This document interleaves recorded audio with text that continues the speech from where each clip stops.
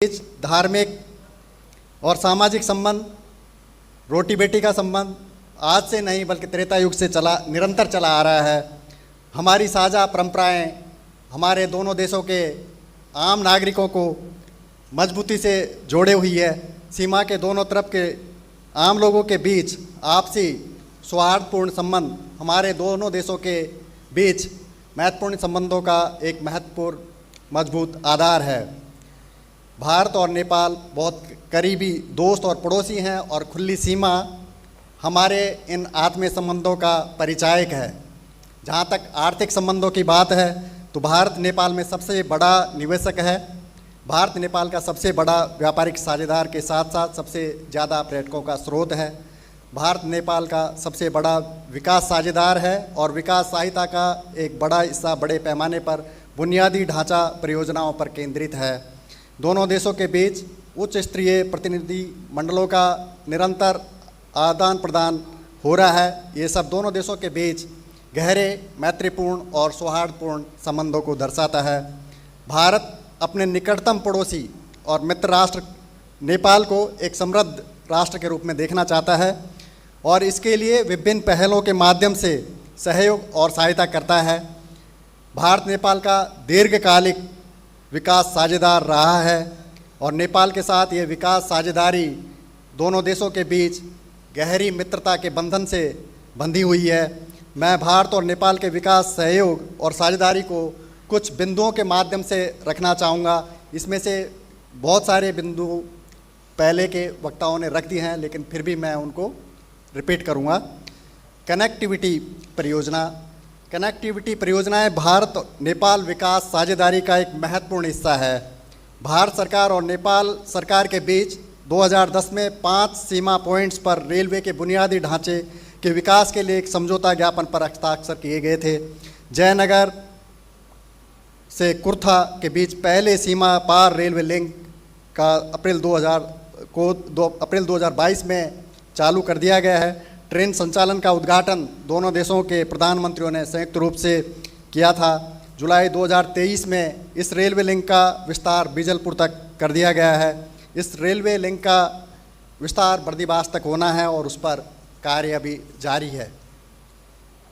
इसी तरह भारत के जोगबनी से नेपाल के विराटनगर रेल लिंक का काम शुरू किया गया है। बथनाहा, भारत में बथनाहा से नेपाल कस्टम यार्ड तक इसके खंड का उद्घाटन दोनों देशों के प्रधानमंत्रियों ने मालगाड़ी संचालन के लिए जून 2023 में संयुक्त रूप से किया था। हाल ही में 27-28 फरवरी को नई दिल्ली में आयोजित दोनों देशों की 9वीं परियोजना संचालन समिति और 7वें संयुक्त कार्य समूह की बैठक के दौरान जनकपुर अयोध्या यात्री ट्रेन सेवाओं की शुरुआत के लिए मानक संचालन प्रक्रिया यानी SOPs और अतिरिक्त रेलवे लिंक पर चर्चा की गई है। एकीकृत चेक पोस्ट ICPs। नेपाल में भारत नेपाल सीमा पर एकीकृत चेक पोस्टों के विकास के लिए भारत सरकार और नेपाल सरकार के बीच 2005 में एक समझौता ज्ञापन पर हस्ताक्षर किए गए थे। इस समझौता ज्ञापन के तहत भारत के अनुदान सहायता से नेपाल में 5 ICP स्थापित किए जा रहे हैं। उनमें से 3 वीरगंज, विराटनगर और नेपालगंज चालू हो चुके हैं।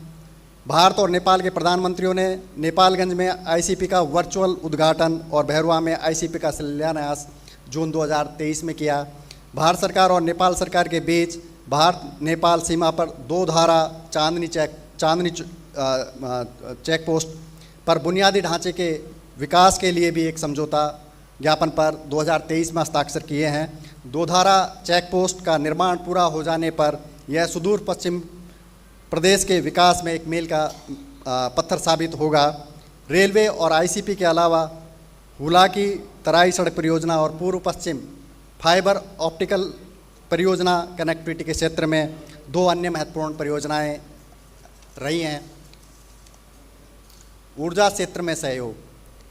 ऊर्जा क्षेत्र में त्रिशूली जल विद्युत परियोजना, पोखरा जल विद्युत परियोजना और कटैया पावर हाउस और देवी घाट जल विद्युत परियोजनाओं के साथ विकास सहयोग शुरू हुआ। 2019 में मोतिहारी अमलेखगंज पेट्रोलियम पाइपलाइन के चालू होने के साथ इस सहयोग का विस्तार किया गया। मोतिहारी अमलेखगंज पेट्रोलियम पाइपलाइन दक्षिण एशिया में पहली ऐसी पाइपलाइन है और इससे नेपाल को निरंतर पेट्रोलियम पदार्थों की आपूर्ति निर्बाध रूप से हो रही है। पाइपलाइनों के माध्यम से ऊर्जा सहयोग को और बढ़ाने के लिए सिलीगुड़ी और झापा के बीच नई पाइपलाइन बिछाकर पेट्रोलियम आपूर्ति बुनियादी ढांचे के निर्माण और अमलेखगंज से चितवन तक मौजूदा तेल पाइपलाइन का विस्तार करने के साथ साथ चितवन और झापा में 2 ग्रीनफील्ड टर्मिनलों के निर्माण के लिए एक समझौता ज्ञापन पर 1 जून 2023 को हस्ताक्षर किए गए। इंडियन ऑयल कॉरपोरेशन लिमिटेड और नेपाल ऑयल कॉरपोरेशन ने 2023 में हस्ताक्षरित G2G यानी गवर्नमेंट टू गवर्नमेंट MOU में प्रकल्पित परियोजनाओं के निष्पादन के लिए 3 अक्टूबर 2024 को बिजनेस टू बिजनेस फ्रेमवर्क समझौते पर हस्ताक्षर किए हैं। पिछले दिनों में दोनों देशों के बीच ऊर्जा क्षेत्र में सहयोग को और बढ़ाने की दिशा में महत्वपूर्ण कदम उठाए गए हैं, जिनमें 3 नई 132 kV क्रॉस बॉर्डर ट्रांसमिशन लाइनों का उद्घाटन, नवीनीकरण ऊर्जा में सहयोग के लिए NEA और NTPC के बीच समझौता पर हस्ताक्षर, मोतिहारी अमलेखगंज पाइपलाइन के द्वितीय चरण की आधारशिला रखना आदि शामिल है। पिछले 2-3 वर्षों में नेपाल द्वारा भारत को किए जाने वाले जल विद्युत निर्यात में कई गुना वृद्धि हुई है, जिससे नेपाल के लिए अतिरिक्त राजस्व का स्रोत बना है। नेपाल अब भारत को नेट बिजली एक्सपोर्टर बन गया है। पिछले नेपाली वित्तीय वर्ष में नेपाल ने भारत को लगभग 134 मिलियन रुपए अधिक का निर्यात किया आयात की तुलना में। ये अपने आप में एक मील का पत्थर है और इससे नेपाल को भारत के साथ व्यापार घाटा जो हो रहा है उसको कम करने में मदद मिलेगी। भारत और नेपाल के बीच 2024 में दीर्घकालीन बिजली व्यापार समझौता हुआ है, जिसके अंतर्गत नेपाल अगले 10 वर्षों में भारत को 10,000 मेगावाट बिजली निर्यात करेगा। नेपाल, भारत और बांग्लादेश के बीच भी एक त्रिपक्षीय विद्युत व्यापार समझौता 15 नवंबर 2024 को लागू हो गया, जिसके तहत नेपाल ने पहली बार 40 मेगावाट बिजली भारतीय ग्रिड के माध्यम से बांग्लादेश को निर्यात किया। स्वास्थ्य क्षेत्र में सहयोग, भारत नेपाल विकास साझेदारी में स्वास्थ्य क्षेत्र में भी सहयोग शामिल है। एक प्रमुख स्वास्थ्य परियोजना BP कोइराला स्वास्थ्य विज्ञान संस्थान धरान में 50 सीटों वाले मेडिकल कॉलेज और 350 बिस्तरों वाले अस्पताल की स्थापना की थी। ऐसी अन्य परियोजनाओं में नेपाल भारत मैत्री इमरजेंसी एंड ट्रॉमा सेंटर की स्थापना और काठमांडू के वीर अस्पताल में 2500 रोगियों के समायोजित करने की सुविधाओं के साथ 5 मंजिला OPD से वार्ड ब्लॉक का निर्माण शामिल है। पूर्व काठमांडू में अखिल भारतीय आयुर्विज्ञान संस्थान यानी एम्स जैसी विशेष सुविधाओं वाला पहला ट्रॉमा सेंटर है। स्वास्थ्य क्षेत्र में चल रहे सहयोग में चिकित्सा उपकरणों की आपूर्ति भी शामिल है। भारत ने 2023 में नेपाल सरकार को 200 किडनी डायलिसिस मशीनें और 50 रिवर्स ऑस्मोसिस सिस्टम प्रदान किए। रेडियोथेरेपी मशीन और उससे संबंधित भावाट्रॉन 2 रेडियोथेरेपी मशीन और उससे संबंधित सिम्युलेटर भी 2024 में भक्तपुर कैंसर हॉस्पिटल को सौंपे गए हैं। शिक्षा क्षेत्र, भारत नेपाल विकास साझेदारी का एक महत्वपूर्ण क्षेत्र शिक्षा है।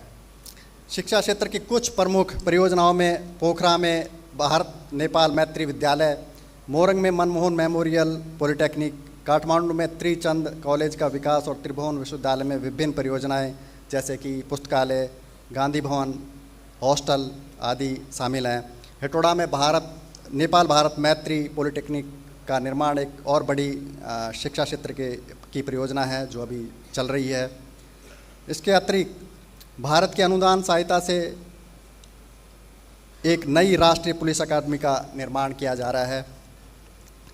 छात्रवृत्ति परियोजनाएं, नेपाल के मानव संसाधन और क्षमता निर्माण में भारत की छात्रवृत्ति परियोजनाओं का दशकों पुराना इतिहास है, जिसमें कक्षा 6 से लेकर के पीएचडी तक के छात्रों को इंजीनियरिंग, चिकित्सा, कृषि, फार्माकोलॉजी, खाद्य प्रौद्योगिकी, कंप्यूटर प्रौद्योगिकी, व्यवसाय प्रशासन, संगीत और ललित कला जैसे विस्तृत व्यापक पाठ्यक्रमों के लिए भारत सरकार छात्रवृत्ति प्रदान करती है। भारत सरकार द्वारा लगभग हर साल 1500 नेपाली छात्रवृत्तियां प्रदान की जाती हैं। अकेले 2006 से लेकर पिछले वर्ष तक भारत के इस कार्यक्रम से लगभग 27,000 नेपाली छात्र लाभान्वित हुए हैं।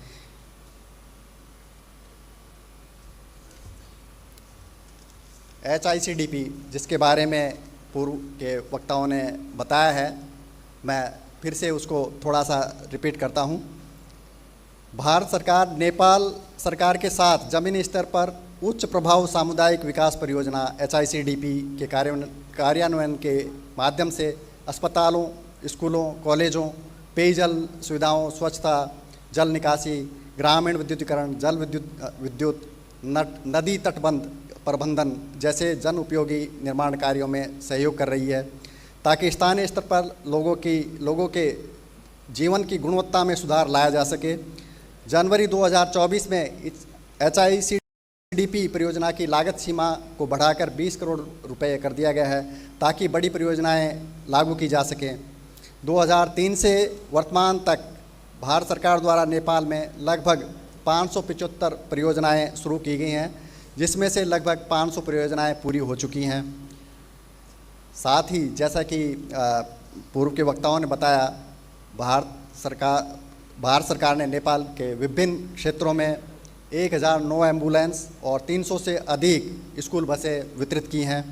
अनुदान सहायता के अलावा भारत सरकार ने भूकंप के बाद पुनर्निर्माण परियोजनाओं सहित कई परियोजनाओं को वित्त पोषित किया है। इसमें ज़्यादातर सड़कें, ट्रांसमिशन लाइनें और पुनर्निर्माण परियोजनाएं शामिल है। भारत हमेशा से ही प्राकृतिक आपदाओं के समय नेपाल में मानवीय सहायता की पहल करने वाला पहला अंतर्राष्ट्रीय पहलकर्ता देश रहा है। 2015 के भूकंप के बाद भारत सरकार ने नेपाल में भूकंप के पुनर्निर्माण के लिए, जैसा कि पूर्व के वक्ताओं ने बताया, $1 बिलियन देने की प्रतिबद्धता जताई थी, जिसमें से 250 मिलियन अमेरिकी डॉलर अनुदान के रूप में शामिल थे। भारत सरकार ने 25 अप्रैल 2015 को आए विनाशकारी भूकंप के बाद अपने सबसे बड़े विदेशी आपदा राहत अभियानों में से एक ऑपरेशन मैत्रिका को अंजाम दिया। भूकंप के 6 घंटे के अंदर भारतीय बचाव और राहत सहायता नेपाल पहुंच गई थी। भारतीय सैन्य विमान, हेलीकॉप्टर, वाणिज्य उड़ानें, मालवाहक ट्रक आदि राहत सामग्री और बचाव